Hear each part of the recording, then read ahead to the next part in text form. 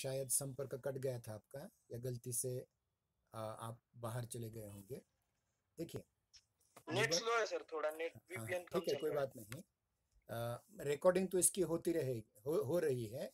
वो रिकॉर्डिंग मैं आपको भेज ही दूंगा, बाकी छात्रों को भी जो शामिल नहीं हुए उन्हें भी उसका पता चल जाएगा। तो आज हम अ, प्रयोजन मूलक हिंदी की ओर देखने का प्रयास करेंगे। जो आपका पाठ्यक्रम है उसमें प्रयोजन मूलक हिंदी अत्यंत महत्वपूर्ण भाग है। यानी भाषा और भाषा शिक्षण, भाषाई कौशल्यों के बाद कौन सा भाग आता है? तो है प्रयोजन मूलक भाषा। ध्यान रहे, अंग्रेजी में इसे फंक्शनल लैंग्वेज कहा जाता है।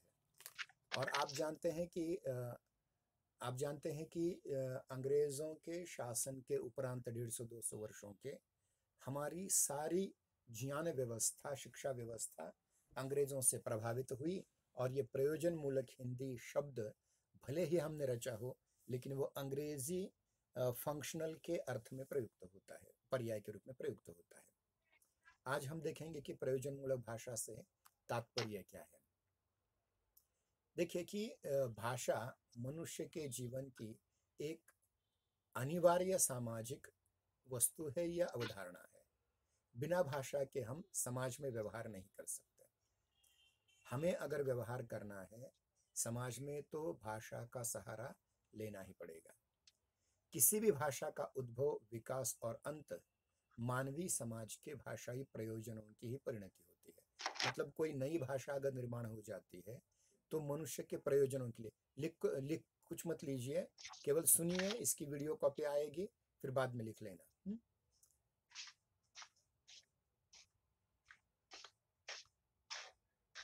जायद आपकी आवाज म्यूट कीजिए, आपको आवाज आ रही है आपकी, हाँ ठीक है। तो देखिए कि भाषा का उद्भव हो या विकास हो या अंत हो, यानी कोई भाषा समाप्त भी हो जाती नहीं, ऐसा नहीं है। उसका मूल कारण क्या है? उसका मूल कारण यह है कि वह मानव से जुड़ी नहीं होती। मतलब देखिए कि दुनिया में ऐसी बहुत सी भाषाएं हैं जो क्लासिकल हैं, श्रेष्ठ हैं, मगर लोक व्यवहार में प्रयुक्त न होने के कारण उन्हें आज कोई पूछता नहीं, जैसे संस्कृत है, जैसे ग्रीक है, वगैरह वगैरह। तो भाषा का निर्माण भी, उद्भव भी मनुष्य के प्रयोजनों के लिए होता है। उसका विकास भी मनुष्य के प्रयोजनों के विकास के साथ विकसित होती जाती है। और जब मनुष्य का प्रयोजन खत्म हो जाता है तो भाषा भी खत्म हो जाती है। इसलिए भाषा का अस्तित्व सामाजिक प्रयोजन मूलकता के आधार पर है। प्रयोजन का अर्थ यहाँ क्या होता है? दो अर्थ होते हैं प्रयोजन के। एक होता है कारण और एक होता है फल। मतलब समझिए कि मैं पढ़ाई कर रहा हूं तो मेरा प्रयोजन है कि मैं अच्छे अंकों से परीक्षा में उत्तीर्ण हो जाऊं, मुझे नौकरी मिले, ये मेरा प्रयोजन है। उसी प्रकार से भाषा के भी जो प्रयोजन होते हैं उन प्रयोजन मूलकता पर समाज को जो आवश्यकता है, समाज को जिस चीज की आवश्यकता है उसको लेकर के यहाँ चर्चा है। मानव के सामाजिक जीवन के विभिन्न प्रयोजनों को संप्रेषित करने के लिए ही भाषा का उदय हुआ है और भाषा का विकास होता रहा है। मतलब मनुष्य की जो आवश्यकताएं हैं, उन आवश्यकताओं की परिपूर्ति के लिए ही भाषा का निर्माण हुआ है। देखिए, अन्य प्राणियों में भाषा नहीं है क्योंकि उनकी उतनी जरूरत नहीं है। उनकी जरूरतें उतनी है, जन्म लो, बच्चे पैदा करो, खाओ पियो, मर जाओ। लेकिन मनुष्य की इससे ज्यादा जरूरतें हैं। और इन जरूरतों को, इन आवश्यकताओं को, इन प्रयोजनों को, इन कारणों को अगर भाषा के माध्यम से एक नया आयाम मिल जाता है तो वह आयाम प्रयोजन मूलक कहलाता है। और ध्यान रखिए कि भाषा जो होती है, मानव की भाषा जो है, वह प्रायः दो दो आयामों में काम करती है। पहला है उसका सौंदर्यात्मक आयाम, जो हमें कविता, कहानी, गीत, संगीत इत्यादि में प्रयुक्त होते दिखते हैं। लेकिन वही भाषा जब जीवन से, पेट से संबंधित हो जाती है तो प्रयोजन मूलक हो जाती है। अब समझिए, अगर कोई कवि अपनी कविता लिख रहा है, उस कविता का मोल अमूल्य है, परंतु उस कविता को समझने के योग्य अगर कोई व्यक्ति सामने नहीं है तो उसे तो रद्दी लगेगी। लेकिन वही क्लर्क जो ऑफिस में बैठ करके काम कर रहा है, या प्राचार्य काम कर रहा है, अध्यापक काम कर रहा है, तो भाषा का प्रयोजन मूलक यानी पेट से संबंध है उसका। मतलब उसकी नौकरी उस पर आधारित होती है। उसको लेकर के वह बात यहाँ कर देता है। और देखिए कि सौंदर्य परक आयाम और प्रयोजन परक आयाम में क्या अलग बात है। सौंदर्य परक आयाम में सौंदर्य परक अनुभूतियों का आलंबन रूप में प्रयुक्त होता है, जो भाषा सृजनात्मक होती है। नवनिर्माण उसमें किया जाता है, नए शेर लिखे जा सकते हैं, कविता लिखी जाती है, कहानी लिखी जा सकती है, महाकाव्य लिखा जा सकता है। परंतु मानव की सौंदर्य परक अनुभूतियों में जो सृजनात्मकता होती है, वह प्रयोजन मूलक में सृजनात्मकता नहीं होती। मतलब देखिए कि सर्जन परक भाषा में या सृजनात्मक भाषा में कविता, कहानी, उपन्यास, नाटक, महाकाव्य इत्यादि अलग अलग सौंदर्य परक चित्रण अवश्य आ जाता है। और वह सौंदर्य परक चित्रण वह अपने देश की संस्कृति को विदेशों में भी देश में भी प्रकट करता है, और किसी क्षेत्र विशेष के सामाजिक सांस्कृतिक बोध को, आयाम को और धार्मिक मूल्यों को अपने भीतर समेटी होती है। इसलिए जो सृजनात्मक भाषा है वो सर्वश्रेष्ठ भाषा है, इसमें कोई दुमत नहीं है।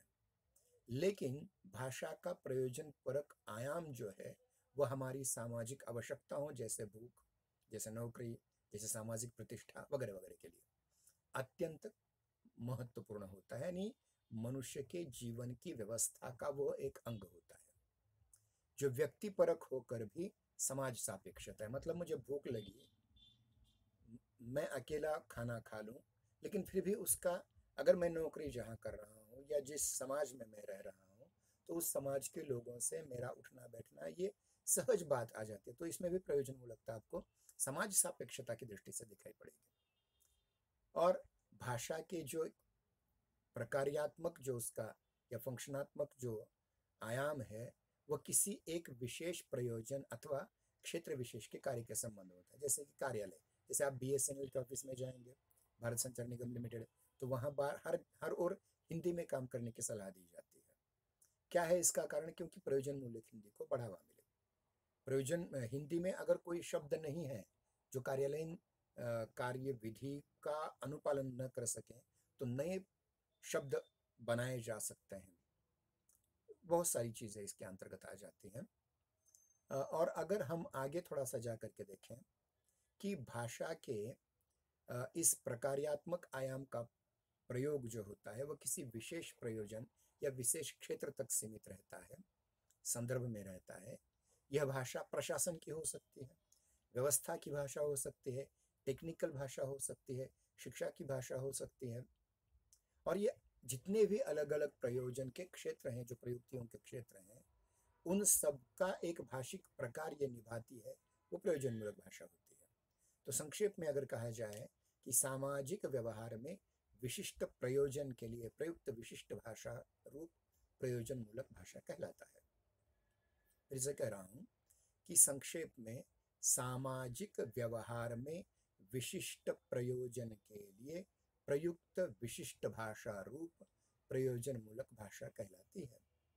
अब प्रयोजन मूलक भाषा का स्वरूप क्या है, इसको भी ध्यान रखें। प्रयोजन मूलक भाषा के स्वरूप की ओर देखिए, तात्पर्य हमने समझ लिया।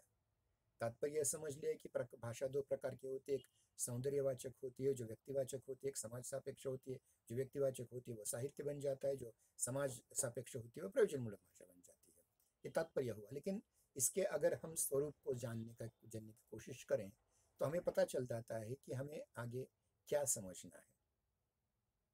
कि प्रयोजन मूलक भाषा का जो स्वरूप है, ध्यान रहे मैंने इससे पूर्व भी कहा था कि 150-200 वर्षों तक अंग्रेजों ने हम पर राज किया, और अंग्रेजों ने जो एक विशिष्ट प्रकार की कार्य प्रणाली या कार्य विधि आरंभ की, कार्यालयीन कार्य विधि, उसमें फंक्शनल लैंग्वेज नाम का एक विशिष्ट भाषा का रूप आता था, और उसी फंक्शनल का हिंदी पर्याय प्रयोजन मूलक है।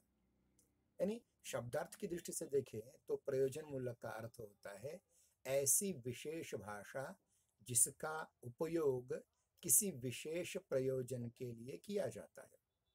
कुछ विद्वान इसे कामकाजी अथवा व्यावहारिक भाषा भी कहते हैं। संसार के प्रत्येक भाषा का प्रयोग किसी न किसी प्रयोजन के लिए होता है, बिना प्रयोजन के कोई भाषा नहीं हो सकती। ध्यान रहे, क्या कहा जा रहा है यहाँ देखिए, ऐसी विशेष भाषा जिसका प्रयोग किसी विशेष प्रयोजन के लिए किया जाता है। कुछ विद्वान इसे कामकाजी भाषा कहते हैं, कुछ विद्वान इसे व्यावहारिक भाषा कहते हैं। संसार में प्रत्येक भाषा, नहीं कोई भी भाषा हो विश्व में, उस सब का प्रयोग किसी न किसी प्रयोजन के लिए होता है। अंत में ध्यान रखिए, साहित्य भी एक प्रयोजन है, जिसके अब हमने सौंदर्यवाचक व्याख्या करने की कोशिश की थी। साहित्य भी एक प्रयोजन है, और ऐसा प्रयोजन के नहीं, बिना प्रयोजन के कोई भाषा नहीं होती। जैसे कि आप जो पढ़ाई कर रहे हैं वो बिना प्रयोजन के नहीं कर रहे हैं। आपको माता पिता ने कुछ पैसे दे करके, कुछ फीस भर करके आपको महाविद्यालय में भेजा है। आप वो पढ़ाई कर रहे हैं, आप परीक्षा में अच्छे अंक प्राप्त कर रहे हैं, उसके उपरांत आपको कहीं ना कहीं नौकरी बैंक में वगैरह बीकॉम के कारण लग जाएगी। ये उसका प्रयोजन है आपकी शिक्षा का। लेकिन शिक्षा का मूल प्रयोजन क्या है? ज्ञान अर्जित करना। नौकरी उसका गौण प्रयोजन है। एक बार किसी विशेष क्षेत्र में महारत हासिल किया जाए, संपूर्ण ज्ञान विज्ञान प्राप्त किया जाए, ये उसका मुख्य उद्देश्य रहता है। और गौण उद्देश्य होता है पेट भरना। प्रयोजन मूलक हिंदी में प्रयुक्त प्रयोजन शब्द का कोशगत अर्थ, मतलब डिक्शनरी मीनिंग है उद्देश्य। मतलब आप किस प्रयोजन से महाविद्यालय में आए हैं, मतलब वो उद्देश्य क्या है, वह उद्देश्य ही हिंदी में प्रयोजन इस अर्थ में प्रयुक्त होता है। प्रयोजन मूलक शब्द हिंदी की उस विशेषता की ओर संकेत करता है जो हिंदी में किसी विशिष्ट प्रयोजन या उद्देश्य की पूर्ति के लिए प्रयोग स्तर पर विद्यमान होती है। क्या क्या क्या क्या है देखिए, हिंदी में किसी विशिष्ट प्रयोजन अथवा विशिष्ट उद्देश्य की पूर्ति के लिए जो प्रयोग स्तर पर, प्रयोग मतलब उपयोग नहीं, दैनंदिन कामकाज, प्रयोग स्तर पर विद्यमान होती है। प्रयोजन मूलक के नामकरण के संदर्भ में, उसका जो नामकरण कैसे आया, उस संदर्भ में अनेक विद्वानों ने अलग अलग मत प्रकट किए हैं। ध्यान रहे, ज्ञान का क्षेत्र ऐसा है जिसमें एक ही विद्वान को अंतिम नहीं माना जाता। तो अलग अलग विद्वान अलग अलग राय रखते हैं, अलग अलग मत रखते हैं, और इन अलग रायों से, अलग मतों से ही कुछ नया बोध होता है। संस्कृत में एक कहावत है, वादे वादेषु जायते तत्वबोधः। कहीं ना कहीं वाद विवाद होना चाहिए, और इस वाद विवाद में से कहीं ना कहीं आगे चलकर संवाद होगा और नए ज्ञान की सृष्टि होगी, नए नॉलेज की सृष्टि होगी। देखिए, प्रयोजन मूलक हिंदी को विद्वानों ने अलग अलग नाम दिए हैं। भले ही हमने प्रयोजन मूलक हिंदी स्वीकार किया है, कुछ लोग इसे फंक्शनल हिंदी कहते हैं अंग्रेजी के तौर पर, कुछ लोग इसे कामकाजी हिंदी कहते हैं, कुछ लोग इसे कार्मिकी हिंदी कहते हैं, कुछ लोग इसे व्यावहारिक हिंदी कहते हैं, कुछ लोग इसे व्यावसायिक हिंदी कहते हैं। लेकिन सभी ने मिला करके चिंतन करने के उपरांत इस भाषा का या भाषा के इस आयाम का जो उद्देश्य पूर्ण आयाम है, उसे प्रयोजन मूलक हिंदी यह एक मत से स्वीकारा गया है। भले ही इसे बाकी के 5 नाम अलग अलग हैं। मैं फिर से कहता हूं कि विद्वानों ने इसे अलग अलग नाम दिए हैं, जिसमें फंक्शनल हिंदी, कामकाजी हिंदी, कार्मिकी हिंदी, कर्मचारियों की हिंदी जिसे कहा जाए, व्यावहारिक हिंदी, व्यावसायिक हिंदी, ये 5 नाम भी दिए हैं। लेकिन जो सबसे ज्यादा प्रचलित नाम है वह है प्रयोजन मूलक हिंदी। नहीं, कुछ विद्वानों ने इसे फंक्शनल हिंदी इसलिए कहा क्योंकि वो अंग्रेजी से लिया है। जैसे कि साइंस में ऑक्सीजन के लिए शब्द प्रयुक्त किया जाता है अंग्रेजी में, तो हम भी ऑक्सीजन ही विज्ञान पढ़ाते में, भले हिंदी माध्यम से पढ़ाएं तो हम ऑक्सीजन ही कहेंगे उसे। उसी प्रकार से कुछ लोगों ने इसे, कुछ विद्वानों ने इसे फंक्शनल हिंदी कहा, अंग्रेजी के फंक्शनल शब्द का यथावत प्रयोग करके। कुछ विद्वान इसे कामकाजी कहना उपयुक्त करते हैं, उपयुक्त समझते हैं। डॉक्टर शंकर क्षेम और कंचन शर्मा जी ने, जो प्रयोजन मूलक हिंदी के बहुत बड़े विद्वान हैं, वे उसे कार्मिकी हिंदी कहते हैं। इनके अनुसार हिंदी कार्मिकी या कार्मिकी हिंदी का आधार कर्म विज्ञान है, काम करना है, भाषा के माध्यम से काम करना है। इसमें पत्रकारिता, अनुवाद, कंप्यूटर प्रोग्रामिंग जैसे अनेक विषय समाहित हो जाते हैं। डॉक्टर रामप्रसन्न नायक जैसे विद्वान इसे व्यावहारिक हिंदी कहते हैं, और उनके मतानुसार प्रयोजन मूलक शब्द ऐसा लगता है जैसे कोई ऐसी भी हिंदी है जिसको निष्प्रयोजन कहा जा सकता है। मतलब जो प्रयोजन मूलक है वो प्रयोजन मूलक, और जो प्रयोजन मूलक नहीं है वो निष्प्रयोजन, और निष्प्रयोजन तो कोई चीज होती ही नहीं है। ऐसा भी कुछ उन्होंने दावा पेश किया है कि प्रयोजन मूलक हिंदी नाम नहीं होना चाहिए, इसलिए व्यावहारिक शब्द उचित लगता है उन्हें।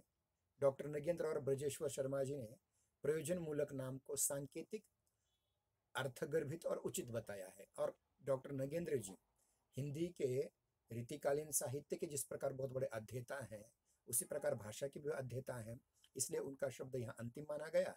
डॉक्टर नगेंद्र जी ने जो नाम प्रयोजन मूलक नाम निश्चित किया, उसको सभी ने एक मत से स्वीकार किया। इतना ही नहीं, आगे चल करके देखें कि मोटूरी सत्यनारायण राव जो तेलुगु मतलब तेलंगाना के या पुराने ज़माने के आंध्र प्रदेश के बहुत बड़े हिंदी विद्वान थे, उन्हें प्रयोजन मूलक हिंदी का जनक कहा जाता है। अब ध्यान रहे, मैं एक सत्य प्रकट करता हूँ आपके सामने। हिंदी भाषा का पहला व्याकरण डच व्यक्ति ने लिखा। हिंदी साहित्य का पहला इतिहास फ्रेंच व्यक्ति ने लिखा।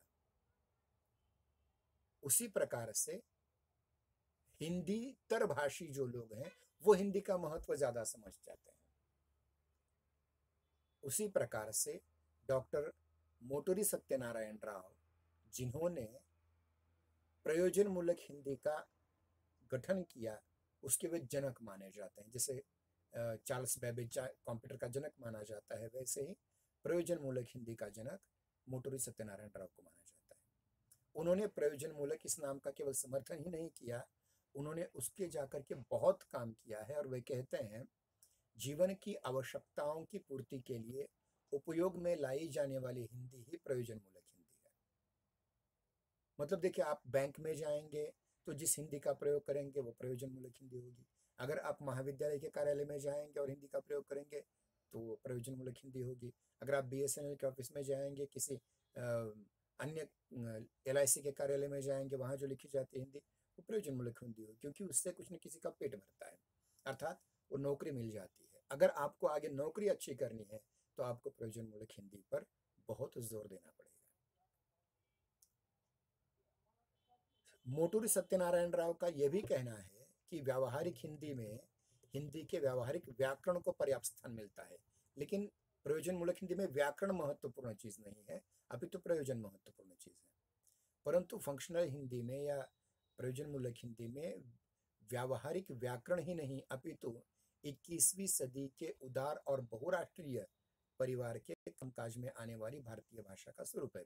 आप जानते हैं कि 1990 के बाद जो एक उदारीकरण या वैश्वीकरण का वातावरण निर्माण हुआ, या फिर आगे चल करके जिसे हम कहेंगे निजीकरण का वातावरण निर्माण हुआ, इसमें जो अलग अलग व्यवसाय निर्माण हुए। पहले कैसे व्यवसाय थे? नौकरी या फिर स्वयं की कोई दुकान डाल देना। लेकिन आज कितने व्यवसाय नए निर्माण हो चुके हैं। उन सभी व्यवसायों के लिए यानी बहुराष्ट्रीय कंपनियों के द्वारा, बहुराष्ट्रीय परिवार के द्वारा जो अलग अलग नौकरियां लाई जा रही हैं, निर्माण की जा रही हैं, उन सब के भारतीय स्वरूप को फंक्शनल भाषा कहा जा सकता है। उन्होंने एक बात यह भी कही है कि व्यावहारिक हिंदी का व्यवहार क्षेत्र सीमित होता है। यह दैनिक जीवन और जगत से संबंधित है। इसमें पारिभाषिक शब्दावली, विशिष्ट पदविन्यास, इसके उपरांत विज्ञान और प्रौद्योगिकी को व्यक्त करने की क्षमता स्पष्ट नहीं है। ध्यान रहिए, मतलब व्यावहारिक हिंदी में जो नई नई अब चीजें आई हैं, जैसे कंप्यूटर आया है, मोबाइल आया है, या सूचना प्रौद्योगिकी आई है, प्रौद्योगिकी आई है, विज्ञान आया है, तो व्यावहारिक हिंदी में व्यावहारिक हिंदी का अर्थ क्या होता है कि आपसी व्यवहार, अधिक से अधिक 2-4 रुपए लेन देन करना, कुछ पढ़ा लिखा पढ़ी करना, इतना ही। लेकिन अब प्रयोजन मूलक हिंदी अत्यंत गहरी, गंभीर और अर्थपूर्ण हो चुकी है, जिसमें प्रत्येक वाक्य का पदविन्यास किस प्रकार है, वाक्य विन्यास किस प्रकार से है, उसमें विज्ञान और टेक्नोलॉजी की क्या बातें आ सकती हैं, प्रौद्योगिकी की क्या बातें आ सकती हैं, सूचना प्रौद्योगिकी की क्या बातें आ सकती हैं, इसमें इसकी क्षमता जो है बताने की, वो प्रयोजन मूलक हिंदी में है, व्यावहारिक हिंदी में नहीं।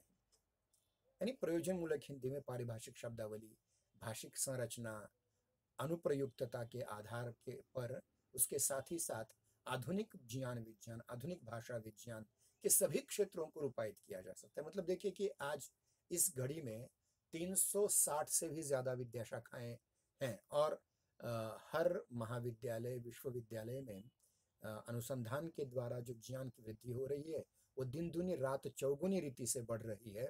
तो आपको ये समझना पड़ेगा कि प्रयोजन मूलक हिंदी को केवल व्यावहारिक हिंदी कह करके काम नहीं चलेगा। इसलिए प्रयोजन मूलक हिंदी शब्द अब लगभग सभी ने स्वीकार किया हुआ है। कुछ लोग इसे व्यावसायिक हिंदी कहते हैं, लेकिन व्यवसाय केवल देखिए केवल वाणिज्य व्यापार तक ही नहीं होता, अपितु प्रयोजन मूलक हिंदी का क्षेत्र उससे भी ज्यादा होता है। कभी कभी हम सारी चीजें केवल पैसे के लिए या व्यवसाय के लिए नहीं करते, कुछ अपनी इच्छा के लिए, अपने आनंद के खातिर करते हैं। जैसे अनुवाद का काम, ये भी प्रयोजन मूलक है। उससे पैसा मिलेगा या नहीं मिलेगा बात अलग है, लेकिन काम करना तो वो आवश्यक है। कुछ विद्वानों का कहना है कि यदि हम इसे व्यावहारिक या व्यावसायिक हिंदी कहते हैं तो इसका क्षेत्र सामान्य व्यवहार की या व्यवसाय की भाषा रहेगा। अब वो फिर उसका एक विशिष्ट क्षेत्र, एक विशिष्ट मर्यादा, एक विशिष्ट सीमा उस सब को आएगी व्यवसाय कहने पर या व्यवहार कहने पर, लेकिन ऐसा नहीं है।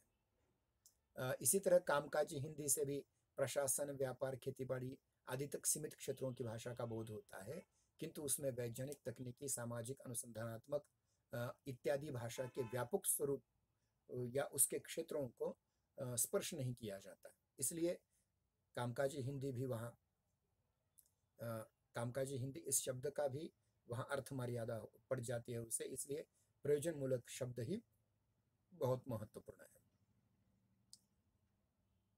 प्रयोजन मूलक हिंदी के जो नामकरण है, उस नामकरण को देखते हुए कहा जा सकता है कि इन सभी 5-6 नाम जो हमने गिनाए, उन नामों में से एक ही श्रेष्ठ नाम आ जाता है, वो है प्रयोजन मूलक हिंदी। ये केवल सार्थक ही नहीं अपितु सटीक और उपयुक्त भी है। यानी ये जो 5-6 नाम बाकी के थे, वे कहीं ना कहीं एक मर्यादा में आ रहे थे।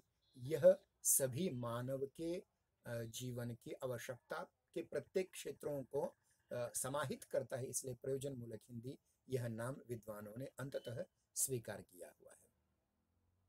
प्रयोजन मूलक शब्द क्या है, ये ध्यान रखिए। प्रयोजन शब्द जिसमें युज धातु है, युज धातु का अर्थ होता है जोड़ना, उसको प्र उपसर्ग और अन प्रत्यय लगा करके प्रयोजन शब्द निर्माण होता है, और इसमें फिर मूलक शब्द जोड़ने से प्रयोजन मूलक यह शब्द सिद्ध होता है या व्युत्पन्न होता है।